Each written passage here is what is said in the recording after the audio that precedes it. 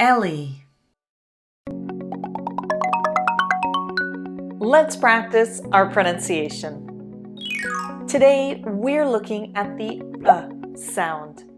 This sound is usually represented by this symbol, but it's also known as the short U sound.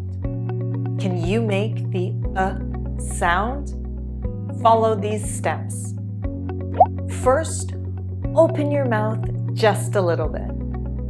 Next, don't stretch the sides of your lips.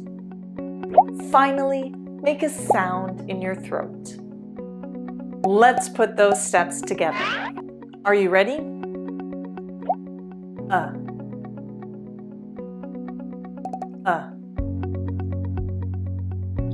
Now let's practice a few words with the sound. Listen and repeat after me. Here we go. Up. Thumb. Gloves.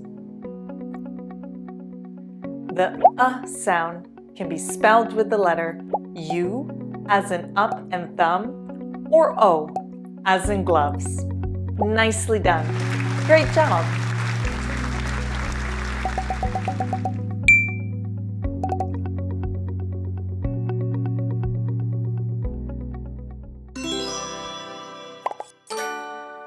Ellii.